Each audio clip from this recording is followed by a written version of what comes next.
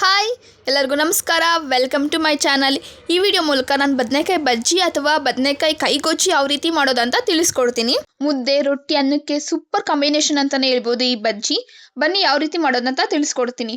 ಅದಕ್ಕಿಂತ ಮುಂಚೆ ಇದೇ ರೀತಿ ರೆಸಿಪೀಸ್ಗೋಸ್ಕರ ನನ್ನ ಚಾನಲ್ನ ಸಬ್ಸ್ಕ್ರೈಬ್ ಮಾಡಿ ಆ್ಯಂಡ್ ಪಕ್ಕದಲ್ಲಿರೋ ಬೆಲ್ ಐಕಾನ್ನ ಕ್ಲಿಕ್ ಮಾಡಿ. ಬನ್ನಿ ಈಗ ರೆಸಿಪಿ ಸ್ಟಾರ್ಟ್ ಮಾಡೋಣ. ಫಸ್ಟು ಒಂದು ಪಾತ್ರೆಯಲ್ಲಿ ಬಿಸಿನೀರು ಕಾಯೋದಕ್ಕಿಡಿ.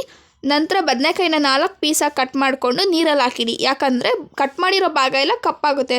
ಸೊ ನೀರಲ್ಲಿ ಹಾಕಿಡೋದ್ರಿಂದ ಕಪ್ಪಾಗಲ್ಲ. ನೋಡಿ, ಈ ರೀತಿ ವೈಟಾಗೇ ಇರುತ್ತೆ. ಈಗ ನೀವು ನೋಡ್ಬೋದು ನೀರು ಮಳ್ತಾ ಇದೆ. ಈ ಟೈಮಲ್ಲಿ ನಾನು ಬದನೆಕಾಯಿ, ಟೊಮೊಟೊ ಮತ್ತು 8ರಿಂದ 10 ಮೆಣಸಿಕಾಯಿನ ತೊಗೊಂಡಿದ್ದೀನಿ. ಯಾಕಂದರೆ ಖಾರ ಇಲ್ಲ. ಸೊ ನಿಮ್ಗೆ ಎಷ್ಟು ಬೇಕೋ, ಖಾರಕ್ಕೆ ಎಷ್ಟು ಬೇಕಾಗುತ್ತೋ ಅಷ್ಟು ಮೆಣಸಿಕಾಯಿ ನೀವು ತೊಗೋಬೋದು. ಈ ತರಕಾರಿ ಎಲ್ಲ ಬೇಯೋಷ್ಟರಲ್ಲಿ ಬಜ್ಜಿಗೆ ಬೇಕಾಗಿರೋ ಐಟಮ್ಸ ರೆಡಿ ಮಾಡ್ಕೊಳ್ಳೋಣ. ನಾನು 2 ಮೀಡಿಯಮ್ ಈರುಳ್ಳಿನ ಉದ್ದವಾಗಿ ಕಟ್ ಮಾಡ್ಕೊಂಡು ಇಟ್ಕೊಂಡಿದ್ದೀನಿ. ಅಥವಾ ನಿಮ್ಮ ಮನೇಲಿ ಜಾಸ್ತಿ ಈರುಳ್ಳಿ ಇಷ್ಟಪಡಲ್ಲ ಅಂತಂದರೆ ನೀವು 1 ಕೂಡ ಯೂಸ್ ಮಾಡ್ಕೊಬೋದು. ಆ್ಯಂಡ್ 10ರಿಂದ 12 ಬೆಳ್ಳುಳ್ಳಿನ ಜಜ್ಕೊಂಡು ಇಟ್ಕೊಂಡಿದ್ದೀನಿ. ಒಂದು ನಿಂಬೆಹಣ್ಣಿನ ಗಾತ್ರದಷ್ಟು ಹುಣಸೆನ ನಾನು ತೊಗೊಂಡಿದ್ದೀನಿ. ನೀವು ಹುಣಸೆನ ಇಷ್ಟಪಡಲ್ಲ ಅಂದರೆ ನೀವು ಸ್ಕಿಪ್ ಕೂಡ ಮಾಡ್ಬೋದು. ಹುಣಸೆನ ಆಪ್ಷನಲ್, ನಿಮಗೆ ಇಷ್ಟ ಇದ್ದರೆ ಯೂಸ್ ಮಾಡಿ, ಇಲ್ಲ ನೀವು ಸ್ಕಿಪ್ ಮಾಡ್ಬೋದು. 15ರಿಂದ 20 ನಿಮಿಷ ಈ ತರಕಾರಿನೆಲ್ಲ ಬೇಯಿಸಿದ್ದೀನಿ. ನೋಡ್ಬೋದು ಟೊಮೊಟೊ ಸಿಪ್ಪೆ ಎಲ್ಲ ಬಿಟ್ಕೊಂಡು ಚೆನ್ನಾಗಿ ಬೆಂದಿದೆ.